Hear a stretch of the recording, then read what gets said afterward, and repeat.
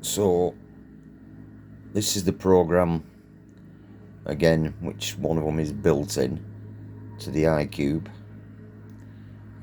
Makes some absolutely lovely, shapes. It does lettering, it does numbers, it does literally all kinds of things, to be honest with you. So the program itself is built in, and there are 6 different types. This one is like where it says ICUBE SMART, love art, hello, that kind of thing. It's really, really good. This is obviously during the daytime now. But, you've got different colours. You've got green, blue, red, white. Green, blue, red. Yeah, green, blue, red, white. And they're all in layers. And they go literally, white, green, red, blue, and then white, green, red, blue, until you actually do this, finish the 16 layers. It's really good. It's very, very interesting. It's mesmerizing, I think. And as you can see from this, the way it's operating, it's different shapes as well. I can reset it if I want and go on to a different one. But I think this is the best one that I've actually got now, and which is working on the cube. It's programmed into it basically. And like I said before, it just simply runs off 5 volts. There's the benchtop power supply it's working off. It's really, really good. I'm so proud of it. It took me weeks upon weeks upon weeks to do, with all the soldered joints. I literally went through 2 soldering irons. The first one literally just burnt out. You've got to obviously have your settings right when you're doing the soldering. It can be a nightmare when you're putting the layers together. The problem is with these Chinese things is, with this one, they didn't send with it a template that you could build the layers from. You were supposed to use the main board with pre-drilled holes in it. But the problem with that is, if you're not a master solderer, well, even if you are actually, using that board as a template with a printed circuit going all around it and underneath as well, if you start dropping lumps of solder onto that board, you can easily ruin it.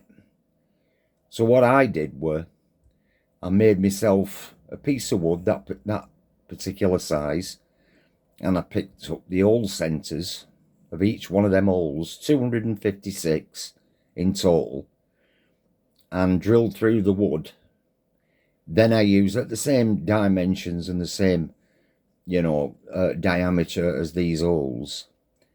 And then I use that wood as my template to build the, the lead layers out of. I'll show you. There it is. That's what I used, which is the same as that. But it doesn't matter if you drop lumps of solder on this. It's just a template. You're not ruining any printed circuit board. That's the first problem I found anyway.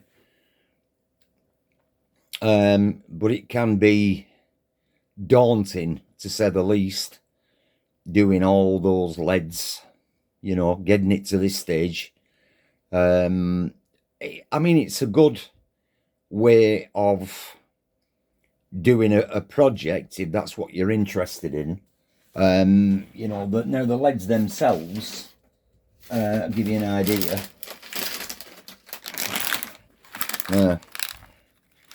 Now that's green, obviously, and there's 1,000 in that packet. So imagine 4 of them, different colours, 4,000 in total. And you have to bend the pins, as you know, away from each other in a particular way, because the longer pin is called the anode and the shorter pin is called the cathode. So the anode is the live pin, the cathode is the negative pin. And what I found with this Chinese thing is, if you're not, to my detriment, if you're not careful and the 2 pins touch, it causes a short, which is not good news. They never explained that to me. They just did it. I've had to find that out for myself. I got around it, but you know, by doing various different things to try and avoid that. And like I said, I had to do every single one the same way to avoid that problem. No mention of it on the website, you know, the Chinese website. No mention of it on YouTube. That's something I had to find out for myself. But anyway, this is the end result. So if you've got a lot of patience, and you're going to need it, and you've got the skill of soldering to quite a good degree, then I would suggest, yeah, this project is for you, but you need a hell of a lot of patience. Without patience, forget it. You've got no chance. It's frustrating at times, you know, but it's well worth the project. I mean, this it's good for teenagers, this, as a project, to keep them off their phones. You must be joking.